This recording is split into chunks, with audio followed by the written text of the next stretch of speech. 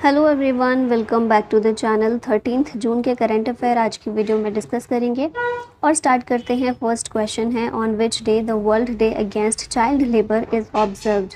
इस दिन को 12 जून को ऑब्जर्व किया जाता है हर साल। थीम इस बार की है, let's act on our commitments and child labour. इस दिन को मनाने का एम है to focus global attention on the issue of child labour and advocate for measures to protect children and and their employment in hazardous sector.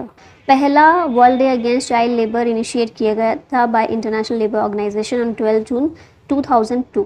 और भारत में देखें तो हमारा संविधान आर्टिकल 24 के तहत चाइल्ड लेबर को प्रोहिबिट करता है। 14 साल से कम उम्र के बच्चों से कोई भी हजार्डस एम्प्लॉयमेंट नहीं करवाया जा सकता। ILO की बात कर लेते हैं। ILO को स्थापित किया गया था 1919 में as part of the treaty of Versailles that ended world war first. 1946 में ILO एक स्पेशलाइज्ड एजेंसी बना UN का। हेडक्वार्टर है इसका जेनेवा स्विट्जरलैंड में। पेरेंट ऑर्गेनाइजेशन है इसकी economic and social council of the united nation यानी कि इकोसॉक, and it is a member of UNDP also. Which Indian naval ship participated in the JMX 24 naval exercise between the Indian Navy and the Japan Maritime Self-Defense Force? तो भारत का INS Shivalik जो है, इस ship ने participate किया JMX 24 exercise में। India और Japan के बीच ये एक्सरसाइज होती है। इस बार 2024 में इसका 8th एडिशन कंडक्ट किया गया और जापान में ही इसको कंडक्ट किया गया है। INS शिवालिक ने इसमें भारत की तरफ से पार्ट लिया। नेक्स्ट देखते हैं, क्वेश्चन है, where was the foreign minister meeting of the BRICS countries held in June 2024। BRICS countries के फॉरेन मिनिस्टर्स की मीटिंग रशिया में देखने को मिली। हमारे भी फॉरेन मिनिस्टर S जयशंकर इसमें शामिल हुए। फिलहाल 2024 के लिए ब्रिक्स का चेयरमैन रशिया है।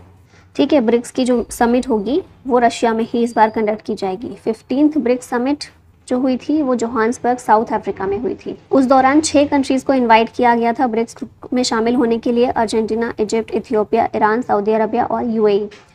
अर्जेंटीना ने ग्रुप ज्वाइन करने से मना कर दिया था, लेकिन Egypt, Ethiopia, Iran, Saudi Arabia और UAE इन्होंने 1 जनवरी 2024 से ब्रिक्स शामिल हो गए हैं इसमें।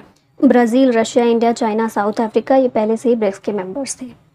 ब्रिक्स एक इंटर गवर्नमेंटल ऑर्गेनाइजेशन है जिसे Brazil, Russia, India, China in 4 countries ने मिलकर फॉर्म किया था। ये शब्द जो है ब्रिक पहली बार जिम ओ'नील के द्वारा दिया गया था 2001 में। फिर ये ब्रिक्स कब बना? 2010 में, जब साउथ अफ्रीका भी इसमें शामिल हुआ तो ये ब्रिक्स हो गया। पहले सिर्फ ब्रिक था। ब्रिक्स का कोई भी परमानेंट हेडक्वार्टर नहीं है और जो इसकी चेयरमैनशिप है वो मेंबर्स के बीच में अल्फ़ाबेटिकली रोटेट होती रहती है। ठीक है, जैसे पहले ब्राज़ील के पास होगी, फिर रशिया, फिर इंडिया, फिर चाइना, फिर साउथ अफ्रीका। इस तरह से इसकी चेयरमैनशिप रोटेट होती रहती है। ठीक है, नेक्स्ट यहाँ पर देखते हैं, क्वेश्चन है, who is the new chief minister of Odisha. Odisha के नए चीफ मिनिस्टर हैं मोहन चरण Manjhi. Deputy chief minister Odisha के हैं कनक वर्धन सिंह देव और प्रवती परिदा। ओडिशा की कैपिटल है भुवनेश्वर।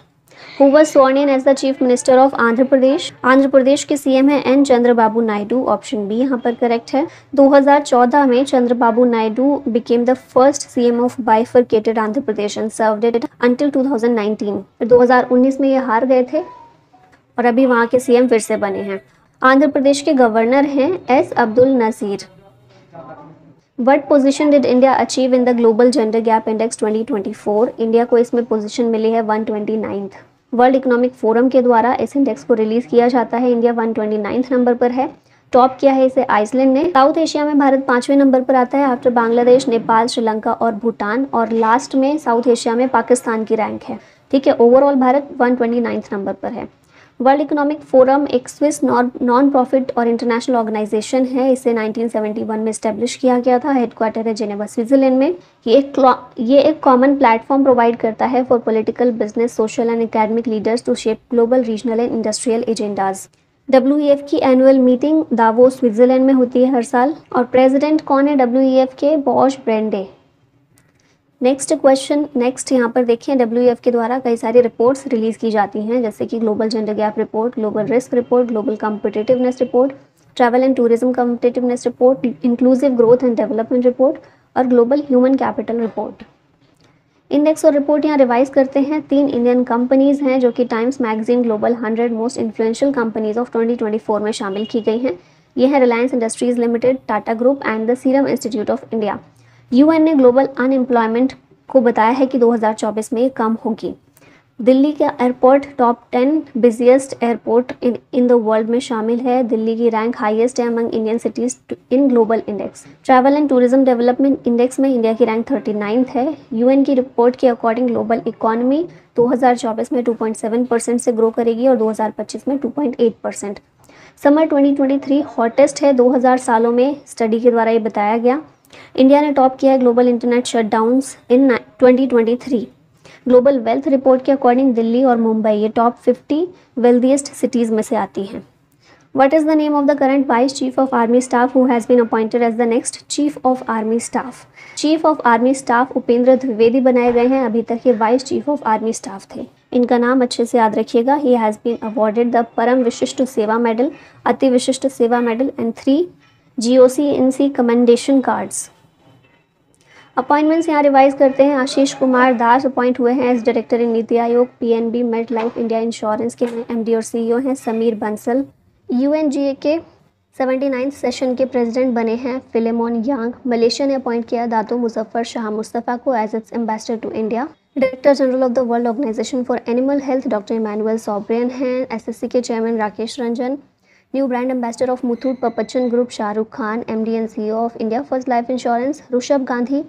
IDFC फर्स्ट बैंक के होल टाइम डायरेक्टर है प्रदीप नटराजन और president of supreme Court Bar Association Kapil Sibal हैं।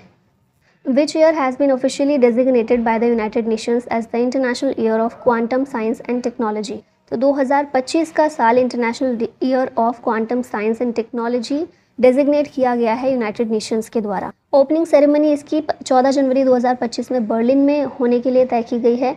The government of India announced a national quantum mission in April 2023 to be implemented from 2023 to 2031 by the Department of Science and Technology. Who has become the Navy's first women helicopter pilot? ये बनी है Anamika B Rajeev. Option A correct है। Sub lieutenant Anamika B Rajeev has been awarded the bachelors degree of helicopter pilot. Navy की पहली महिला helicopter pilot ये बनी है और इन्हें गोल्डन विंग्स अवार्ड से भी सम्मानित किया जा चुका है। इंडियन नेवी की बात करें तो 1612 में इसको स्थापित किया गया था। मिशन है to protect maritime interest and borders. Motto है सम नो वरुणा। नेवी डे 4 दिसंबर को मनाते हैं। चीफ ऑफ इंडियन नेवी हैं Dinesh Kumar Tripathi. Geetika Koul first women medical officer हैं जिन्हें सियाचिन में पोस्ट किया गया है। Kanchan Devi first women DG हैं Indian council of forestry research and education की। The statue being returned by the Oxford University to India on June 2024 is of which saint? तो Saint तिरुमंकाई Alwar का स्टैचू था। सेंट तिरुमंकाई अलवार का स्टैचू था जिसको ऑक्सफोर्ड यूनिवर्सिटी के द्वारा भारत को वापस लौटाया गया है। 500 साल पुराना ब्रॉन्ज का स्टैचू है ये सेंट तिरुमंकाई अलवार का, जो कि तमिलनाडु के टेम्पल से चुराया गया था, जो अब भारत को वापस किया जा रहा है ऑक्सफोर्ड यूनिवर्सिटी के द्वारा। लास्ट में एक क्वेश्चन है आप लोगों के लिए, who has won the Heilbronn Neckar cup 2024 ATP challenger tennis competitions men's singles title? Sumit Nagal, Sarabjot Singh, Charles Leclerc या फिर नयाना जेम्स? इसका आंसर बताइएगा कमेंट में। और इसी के साथ वीडियो का होता है एंड।